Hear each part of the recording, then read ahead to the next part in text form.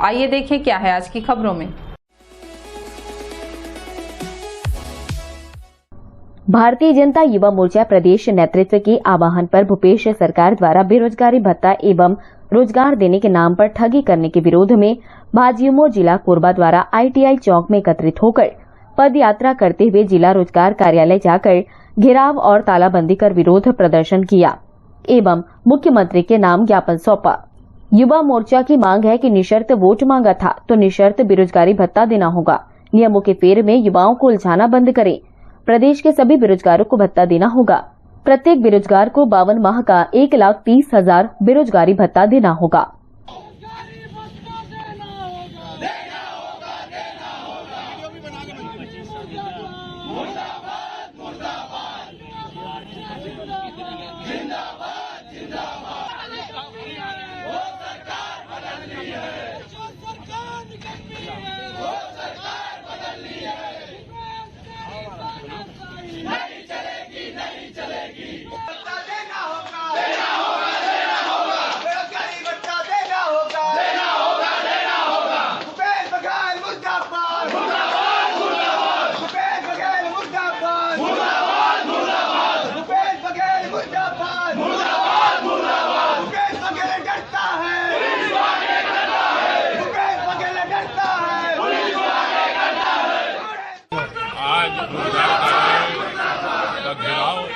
तालाबंदी का कार्यक्रम भारतीय जनता युवा मोर्चा और कोरबा जिला के प्रदेश के आह्वान पर कोरबा जिला द्वारा किया गया था और कोरबा जिले के रोजगार कार्यालय में घेराव का और साथ में तालाबंदी का जो कार्यक्रम बहुत अच्छी संख्या में हमारे युवा मोर्चा के अध्यक्ष पंकज सोनी जी, महामंत्री नरेंद्र देवांगन जी, अनिल यादव जी, इन सब के नेतृत्व में और हमारे बाहर से आए प्रभारी राजेश बेहरा जी और भाई रितेश जी, नानू भाई, राहुल सिंह जी, इन सब के अच्छे रणनीति के तहत और अच्छा संख्या में इकट्ठा करके आज ये तालाबंदी का कार्यक्रम किया गया, बड़ा सफल रहा। और ये कार्यक्रम हमारे भारतीय जनता पार्टी और भारतीय जनता युवा मोर्चा के आह्वान पर किया गया है। ये इसलिए किया गया है कि भूपेश बघेल की और कांग्रेस की सरकार ने 36 वादे किए थे, जिसमें एक वादा ये भी था कि हम बेरोजगारी भत्ता देंगे 2500 रुपया और 2500 रुपये के हिसाब से 4.5 वर्ष में एक व्यक्ति का 1,30,000 बनता है। मैं तो ये भी कहता हूँ कि लोग कोई एजुकेशन लोन लेकर के सेठ साहूकारों से पैसा लेकर के पढ़ाई करते हैं, ब्याज सहित ये पैसा 1,30,000 से भी बढ़ करके ये अमाउंट बनता है। साथ ही इन्होंने कहा था कि हम 10 लाख बेरोजगारों को रोजगार देंगे, जिसमें इन्होंने खुद विधानसभा में स्वीकार किया कि 18,000 लगभग नौकरी हम दिए हैं। विधानसभा के प्रश्न के उत्तर में इन्होंने स्वीकार किया है। तो इन्होंने बहुत सारे वादा खिलाफी की है, जिसमें से ये 1-2 वादे और थे, जिसके लिए आज हमारा युवा मोर्चा बड़ा अच्छा आंदोलन किया है और साथ ही साथ रोजगार बेरोजगारों को देना पड़ेगा। इसके लिए इन्होंने एक अच्छा प्रयास किया है, नहीं तो कांग्रेस की सरकार फाड़ के फेंकेंगे। और साथ ही साथ यहाँ के जो विधायक हैं और मंत्री हैं जय सिंह अग्रवाल, उनके लिए भी ये संदेश है कि लगातार वो चुनाव में आकर के ठग करके वोट लेते हैं, तो इस बार बेरोजगार उनको भी जवाब देंगे।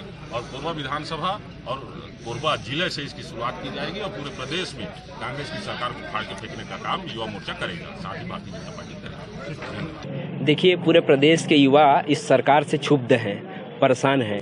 यह सरकार घोषणा पत्र में सारे वर्गों के लिए घोषणाएं की थी। हम आज युवाओं के हित के लिए लड़ने के लिए यहाँ इकट्ठा हुए थे। युवाओं को इन्होंने छला है। बेरोजगारी भत्ता की बात करने वाली सरकार चुनावी वर्ष आता है तब अपना वादा पूरा करने की बात कहती है और उस काम को पूरा करने की कोशिश करती है, किंतु इन्होंने जो नियम बनाए हैं उसमें प्रदेश के युवाओं का अहित है। सारे लोग बेरोजगारी भत्ता से कट रहे हैं। इन्होंने सिर्फ अपना चुनावी जुमला के हिसाब से बेरोजगारी भत्ता देने का काम किया है। प्रदेश के युवाओं का हित नहीं हो रहा है, इसलिए भारतीय जनता युवा मोर्चा युवाओं के हित में लड़ने के लिए यहाँ बेरोजगार कार्यालय, हम रोजगार कार्यालय नहीं बोलते, बेरोजगार कार्यालय बोलते हैं, वहाँ तालाबंदी का कार्यक्रम रखे थे। पूरे प्रदेश के युवा स्पष्ट रूप से जानते हैं कि जिस घर में किसी भी प्रकार के कोई नौकरी में ना हो, IT रिटर्न्स नहीं करते हो, कुल मिला के सरकार ये बोलती है पुरातन से खानदान से जो बेरोजगार होंगे उन्हीं को हम बेरोजगारी भत्ता देंगे। तो सीधे सीधे घुमाने वाली बात है ना। प्रदेश में तो लाखों बेरोजगार युवा हैं। भाई किसी का भाई कमाता है, वो अपने परिवार को पालता है, तो क्या अपने छोटे भाई को पूरी तरह से उसी के इनकम पे वो आश्रित नहीं हो सकता? घोषणा पत्र में तो इन्होंने नहीं कहा था, इन्होंने सिर्फ ये बात कही थी पूरे प्रदेश के युवाओं को हम बेरोजगार युवाओं को भत्ता देंगे। हम लोगों के पास मुद्दों की कमी नहीं है। ये सरकार हर मामले में विफल है। भ्रष्टाचार का अंबार है, बेरोजगारी का अंबार है, डेवलपमेंट के काम कहीं नहीं हो रहे हैं, हर जगह लूट खसोट मचा हुआ है। एक छोटी सी बात को आपको बताना चाहूँगा, हम नगर निगम में पार्षद हैं, पेंशन तक नहीं दे पा रहे हैं, उसमें भी नियम कानून ला के रोड़ा अटका रहे हैं। भारतीय जनता युवा मोर्चा जिला कोरबा द्वारा माननीय मुख्यमंत्री महोदय के नाम पर बेरोजगारी भत्ते के नियमों में शिथिलीकरण के लिए ज्ञापन सौंपा गया है। नमस्ते कोरबा न्यूज के लिए संतोष अग्रवाल के साथ रामकुमार यादव की रिपोर्ट।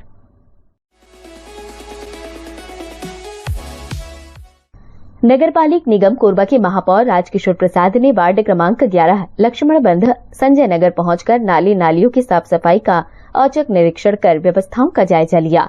इसके साथ बारिश के दौरान भरने वाले नाले नालियों को अच्छे से सफाई करने के निर्देश दिए। निगम क्षेत्र के सभी वार्डों में साफ सफाई के लिए कर्मचारी तैनात हैं। वहीं सफाई कार्यों को निगरानी रखने व समय समय पर निरीक्षण करने अधिकारियों की भी व्यवस्था की गई है। महापौर राजकिशोर प्रसाद ने कहा कि वे स्वयं लगातार सफाई व्यवस्था के लिए स्थल निरीक्षण करते रहते हैं और संबंधितों को आवश्यक दिशा निर्देश भी देते रहते हैं। इसके अलावा निगम के सभी सफाई ठेकेदार, कर्मचारी व अधिकारीगण को भी विशेष ध्यान रखने की आवश्यकता है।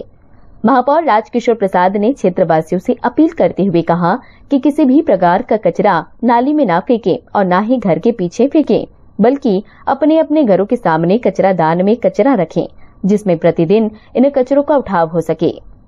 महापौर ने कहा कि बारिश के मौसम में अक्सर इस तरह के हालात बनते हैं जब अत्यधिक पानी बरसने से कई बस्तियों में जल जमाव की समस्या पैदा हो जाती है और लोग परेशान होते हैं। बार बार इस तरह के अनुभव से सबक लेने का काम नगर निगम कर रहा है। कोशिश यही है कि वर्ष 2023 के वर्षाकाल में निगम के किसी भी इलाके में जल जमाव की तस्वीर नहीं दिखना चाहिए। इसीलिए अग्रिम रूप से नाले और नालियों की सफाई के साथ उन सभी अवरोधक को हटाया जा रहा है जो समस्या पैदा करते हैं। वर्षाकाल की शुरुआत से बहुत पहले आगामी संकटों को लेकर नगर निगम सतर्कता का प्रदर्शन कर रहा है। नगर पालिका निगम कोरबा क्षेत्र के अंतर्गत मेरे द्वारा नियमित किए जा रहे दौरा कार्यक्रम के तहत आज वार्ड क्रमांक 11 के महावीर नगर और ये पानी टंकी डबरापाड़ा बस्ती में निरीक्षण किया गया। इसमें हम सभी यहाँ के वासियों से हमने मुलाकात की और उनकी समस्याएं भी सुनी। साथ ही सफाई कार्य जो चल रहा है उसका हमने गहन निरीक्षण किया। हमारे साथ इस वार्ड के लोकप्रिय पार्षद भाई दिनेश सोनी जी भी साथ में शामिल रहे और निगम के सभी अधिकारी भी इस दौरे में साथ में रहे हैं। तो लोगों की जो भी मांगें आई है, कई जगह नालियों के जो कवर्ड स्लैब थे टूटे हुए थे, उसको भी बदलने के लिए मांग की गई, तो हमने अधिकारियों को निर्देश दे दिया है।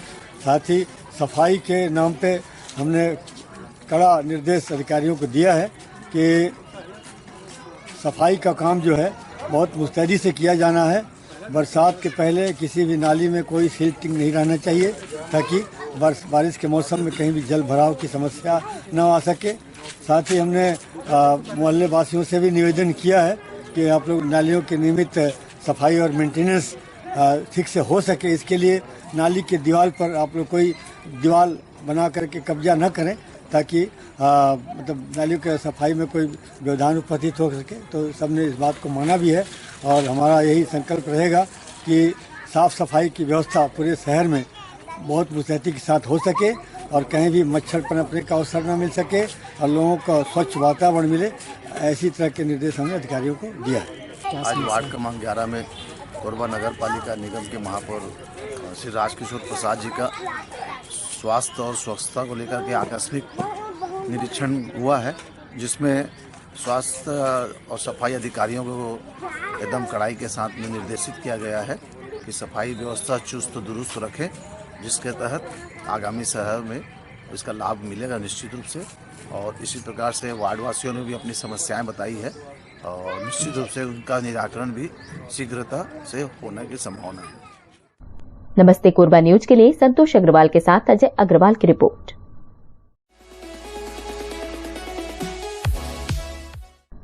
कोतवाली थाना क्षेत्र अंतर्गत सीतामढ़ी में स्थित नहरपारा बस्ती के आमजन उनके निवास में हो रहे चोरियों से परेशान हैं।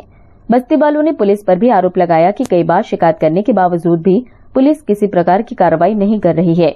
यहाँ निवासरत लोगों की माने तो शाम होते ही नशेड़ियों का जमावड़ा क्षेत्र में होने लगता है और नशे की हालत में उनके द्वारा चोरियों को अंजाम दिया जा रहा है। लगातार हो रही चोरियों से इस क्षेत्र में भय का माहौल व्याप्त है। बस्ती वालों ने पुलिस से इस क्षेत्र में पेट्रोलिंग और गश्त बढ़ाने की अपील की है, जिससे कि लगातार हो रही चोरियों पर लगाम लगाई जा सके। वार्ड नंबर 10 वैष्णो मंदिर आता है इस लाइन में। यहाँ पर कई बार चोरी हो चुका है। जो थाना में हम लोग कई बार अवगत भी कराए हैं और एक दो लोग का FIR भी हुआ है। आज तक पुलिस है FIR हुआ उसको पहुँचे भी नहीं। हम लोग के पास पूछे कि क्या चोरी हुआ क्या नहीं हुआ, तक कोई भी तक नहीं आया है। और यहाँ पर कई बार घटना हो चुका है। कम चोरी तो मेरे जानकारी में 10 बार चोरी हो चुका है यहाँ पर इस मोहल्ले में। मैं सब कई लोग भी बोल रहा हूँ कि भाई गश्त लगाइए। मेरे व्हाट्सएप ग्रुप में भेजता रहता हूँ लोग जो शहरी पुलिस में कि वैष्णो मंदिर में गश्त लगाना है भैया भेजते थे, तो उन लोग कभी आते हैं कभी नहीं आते हैं। और चोरी यहाँ लड़के लोग नशा पानी लड़के बहुत हो गए हैं और चोरी बहुत बढ़ गया है। बहुत परेशान है भैया, रहना मुश्किल हो गया। कभी शादी भी हम जा नहीं पा रहे लोग घर छोड़कर इस तरह के। FIR होने के बाद भी लेकिन लोग पूछने भी नहीं आ रहे घर मालिक को कि आगे चोरी हुआ कौन चोरी किया, पूछने तो आना चाहिए कम से कम। मैं तो बोलता हूँ रात को 1 बजे 2 बजे आते गश्त करना चाहिए। जो लड़के मिलता है यहाँ पर नशा पानी वाले लड़के को उसको उठा ले जाए, पूछताछ करना चाहिए। उसको थोड़ा कड़ाई से पूछे तो बताएंगे कौन चोरी कर रहा है इस मोहल्ले में, बार बार चोरी क्यों हो रहा है। नशेड़ियों का तो भैया ऐसा हो गया है कि यहाँ 6 बजने के बाद तो पूरा नशेड़ियों का जमावड़ा रहता है। हाँ, जहाँ देखोगे तहाँ 5 लौंडे 10 लौंडे बैठे रहते हैं, दारू पीते हैं, गांजा पीते हैं, गाली गलौज करते हैं। अगर आप उससे कुछ बोलोगे तो झगड़े में उतर जाएंगे। अब हम लोग क्या है, हम लोग अपना काम धंधे वाले आदमी है, काम धंधा करके आगे घर में घुस जाते हैं। देखते हैं तो कुछ बोल नहीं सकते हैं, बोलेंगे तो झगड़ा है। तो मेरा कहने का मतलब यही है कि भाई यहाँ आए, दिन में रात में कम से कम 1 बार 2 बार गश्त होना चाहिए। सब करते हैं यहाँ आपत्तिजनक करते हैं। जो लड़के नशाखोरी करते हैं उनको पकड़ने वाली बात नहीं है। कम से कम क्या है, गश्त होगा तो ये लोग का यहाँ बैठना उठना बंद हो जाएगा, बच्चे सुरक्षित रहेंगे। उल्टा से सीधा गाड़ी भगाते हैं। जैसे हाईवा रोड है इस टाइप का, यहाँ एकदम गाड़ी भगा रहे हैं। बोल दोगे तो हमारा है ऐसे इस टाइप का, मतलब कई प्रकार के लोग बात करते रहते हैं। नाम तो कभी किसका लोग है। हम लोग उस रूम में थे तो अंडा ले गए। 1 अंडा था, 2 फूले का थाली था और कपड़ा पड़ा था और सोने का 1 नाक का फुल्ली था। हमको सुबह पता चला जब उठे तब। हाँ, मोबाइल भी चला गया। 10,000 का मोबाइल था, वो भी चला गया। सोने का नाक का था, नकदी रकम नहीं था। वो 11 का था ना, 14 को मेरे यहाँ हुआ, उनके यहाँ हुआ, पड़ोसी में। आपके यहाँ दूसरी बार है? ये दूसरी बार। इस बार चोरी नहीं हुआ है, खाली जो भी देखा है ना अलमारी को खोल खाल के सामान फेंक के चला गया। 1 बजे रात तो मेरे लड़के ने बाहर निकला पेशाब करने के लिए और दरवाजा गर्मी हुआ तो दरवाजा एक खोल दिया और पीछे वाला गेट बंद था और पीछे वाला भी ताला बंद था। वो बाजू वाला दीवार में चढ़ के चोर उतरा और 1 बजे मोबाइल मेरा बेटा लगाया चार्जिंग में और सुबह उठा तो देखा कि मोबाइल नहीं है। मोबाइल चोरी गया। हम लोग 14 तारीख को चोरी हुआ है। कोतवाली थाना हम लोग गए रिपोर्ट लिखाने, तो रिपोर्ट लिखाए तो हम लोग FIR किए तो आज इतना 14 तारीख को FIR किए, इतना दिन हो गया प्रशासन अभी तक देखने के लिए नहीं आया। पुलिस नहीं आई है नहीं कि क्या हुआ, चोरी हुआ कि नहीं हुआ। मैं दोबारा भी गया हूँ कोतवाली, बोला हूँ सर तो कम से कम 1 बार जाकर तो देख लीजिए कि चोरी हुआ है, कैसे हुआ, क्या नहीं हुआ, जांच पड़ताल तो कीजिए। तो ये FIR कर दिए हो न, तो क्या टेंशन ले रहे हैं। 1 हफ्ता में 2 बार चोरी हो गया। किसके यहाँ? एक मेरा यहाँ, एक पड़ोसी है। उसके पहले तो कुछ दिन पहले बहुत चोरी हुआ है। मेरे लॉकडाउन में भी 1 बार चोरी हुआ है, घर में बहुत सामान ले गए उस समय। बाकी हम लोग गांव चले गए थे। नमस्ते कोरबा न्यूज के लिए संतोष अग्रवाल के साथ रामकुमार यादव की रिपोर्ट। बुलेटिन में अब वक्त है एक छोटे से ब्रेक का। मिलते हैं ब्रेक के बाद। हमें जानकारी मिली है कि कुछ लोग नमस्ते कोरबा समाचार में खबर चलाने के नाम से पैसों की उगाही कर रहे हैं। आप सभी से अनुरोध है कि खबर चलाने के नाम से अगर कोई आपसे पैसों की मांग करता है तो आप अपने संबंधित थाना क्षेत्र में उस व्यक्ति की शिकायत करें। इसके साथ ही आप हमसे नीचे दिए गए नंबरों पर संपर्क करें। हम निष्पक्ष पत्रकारिता करते हैं। हम अपने कार्य को व्यवसाय की श्रेणी में नहीं रखते। संपर्क करें 7003144479 9827107490।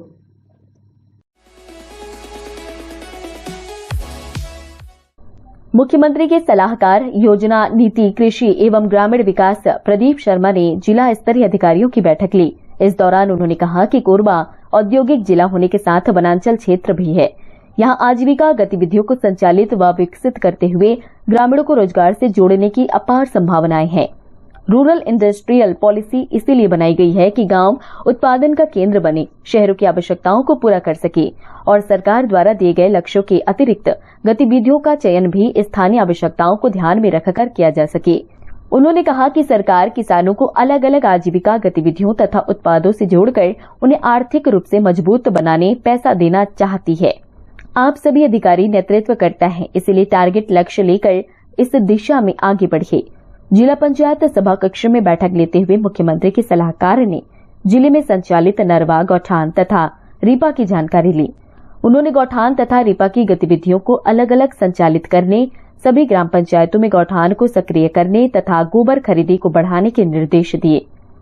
प्रदीप शर्मा ने राजस्व गौठानों की संख्या बढ़ाने, आश्रित ग्रामों का चयन करने के भी निर्देश दिए हैं। उन्होंने उपचारित नालों से स्वास्थ्य, जैव विविधता, जल संवर्धन तथा कृषि के क्षेत्र में आय परिवर्तन को रेखांकित करते हुए रिपोर्ट प्रस्तुत करने के निर्देश दिए। कोरबा जिले में आज रूरल इंडस्ट्रियल पार्क का, गौठानों की स्थिति का और नालों में जो काम हुआ है उसकी स्थिति की एक समीक्षा की और मैं एक दौरे में निकला हूँ जिसमें कोरबा, जशपुर, अंबिकापुर जैसे सभी जगहों में जाके जो हमारे मुख्यमंत्री जी का ड्रीम प्रोजेक्ट है उसकी क्या स्थिति है आकलन करने के लिए कुछ चीज़ें फीडबैक भी होती हैं जो ऑफिसर्स देते हैं, तो उसके बारे में आए थे। बहुत अच्छी बैठक हुई। 2-3 जगह हम घूमने गए थे। कोरबा जिले में बहुत पोटेंशियल है। आदरणीय भूपेश बघेल जी की ये मंशा है कि गांव जो है वो उत्पादन के केंद्र बने और शहर जो है उसकी ज़रूरतों को पूरा कर सके। ऐसा क्यों होना चाहिए कि हमारे यहाँ पर जो ज़रूरत है वो कलकत्ता से, दिल्ली से, मुंबई से आए, हमारे गांव में भी बन सकते हैं। हमारे यहाँ इतनी इंडस्ट्री चल रही है, हेलमेट क्यों नहीं बनना चाहिए? यहाँ पर रेडियम लगा हुआ कॉलर क्यों नहीं बनना चाहिए? तो ये सब चीज़ें जो है इनके ध्यान में लाने के लिए एक सेंसिटाइजेशन करने के लिए कि भाई अधिकारी लोगों को बताया जाए कि आप नए ढंग से भी सोच सकते हैं।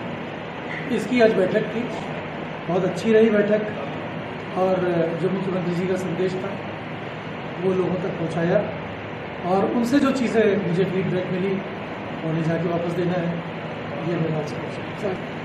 जिले के जो गौठान हैं उनमें इम्प्रूवमेंट की बहुत संभावना है। अभी हम ये देख रहे हैं कि 4 साल के सेशन में 2 वर्ष कोविड में यदि नहीं होते तो शायद गौठान बहुत अच्छी स्थिति में होते, लेकिन फिर भी इस बार हम ये पूरी कोशिश कर रहे हैं कि इस बार की बरसात किसान को लावारिस जानवरों का जो समस्या है वो झेलना नहीं पड़े। 20 लाख क्विंटल गोबर बना है, वर्मी कंपोस्ट बना है। 20 लाख क्विंटल में अभी हम सिर्फ 6 लाख तक पहुँचे इस साल। हम कोशिश कर रहे हैं कि ज़्यादा से ज़्यादा गोबर खरीदी हो, बहुत कम जगहों में हो रही है। अधिकारियों को निर्देश दिए हैं अधिक से अधिक मात्रा में आप गोबर खरीदिए और वर्मी कंपोस्ट बनाएं। ऐसा ना हो कि कोरबा में जो ज़रूरत है वर्मी कंपोस्ट की हमको दूसरे जिलों से लाना पड़े। देखिए, मवेशी का गौठान में आना एक बिहेवियर चेंज है। बहुत दिनों से जिस तरह का, जैसे गर्मी में हमारे यहाँ किसी जगह छत्तीसगढ़ में गाय को लोग घर में नहीं बांधते, हजारों साल से नहीं बांधते, खेतों में रहती हैं, गांव का तालाब का पानी पीती हैं, शाम को घर आ जाती हैं। नमस्ते कोरबा न्यूज के लिए अजय अग्रवाल के साथ रामकुमार यादव की रिपोर्ट।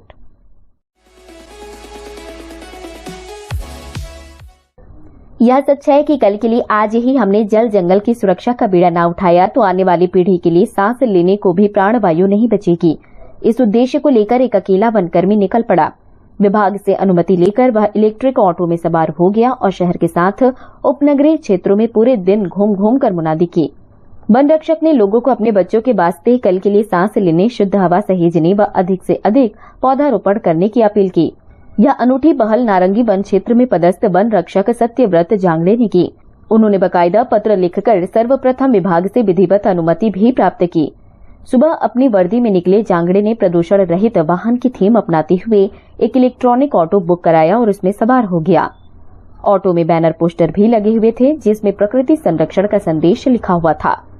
हाथों में माइक लिए लगातार घूमते रहे। वे लोगों से यही गुजारिश कर रहे थे कि प्रकृति की सुरक्षा का जिम्मा हम स्वयं उठाएंगे तो एक एक कर कारवां बढ़ता जाएगा।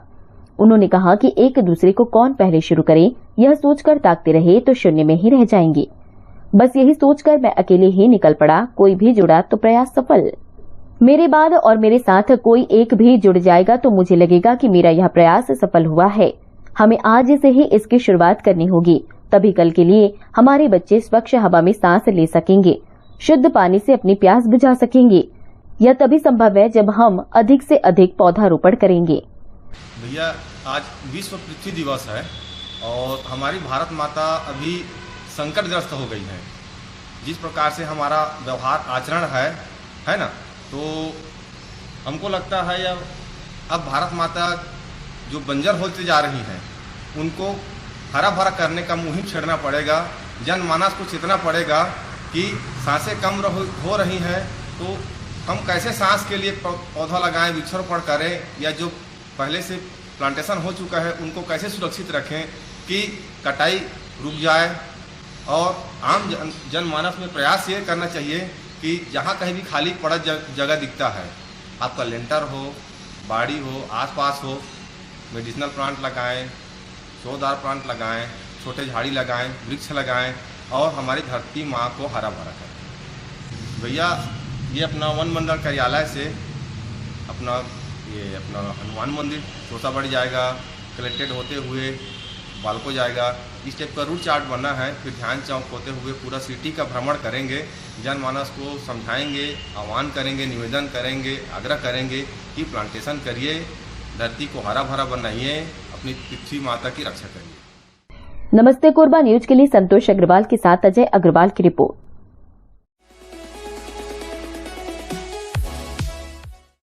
पिछले 2 दिनों से मौसम का मिजाज बदला नजर आ रहा है। शाम में काले बादल छाए रहे और रात होते होते शुरू हुई बारिश देर रात तक होती रही। झमाझम हुई बारिश से मौसम का मिजाज पूरी तरह बदला हुआ है। गर्मी से आंशिक राहत भी मिली है। आगे भी मौसम में बदलाव और बारिश की संभावना मौसम विभाग ने जाहिर की है। प्रदेश में मौसम का मिजाज बदला हुआ है। कई इलाकों में पिछले कुछ दिनों से रुक रुक कर बारिश हो रही है। इस बीच जिला सहित प्रदेश के अन्य जिलों में भी झमाझम बारिश होने से मौसम खुशनुमा हो गया है। मौसम विभाग द्वारा मौसम में बदलाव अभी और कायम रहने की चेतावनी जारी की गई है। नमस्ते कोरबा न्यूज के लिए अजय अग्रवाल की रिपोर्ट। न्यूज के इस बुलेटिन में बस इतना ही। न्यूज अपडेट के लिए जुड़े रहें हमारे YouTube channel, Facebook, Telegram, Instagram, Twitter को सब्सक्राइब, लाइक, कमेंट करना ना भूलें। नमस्कार।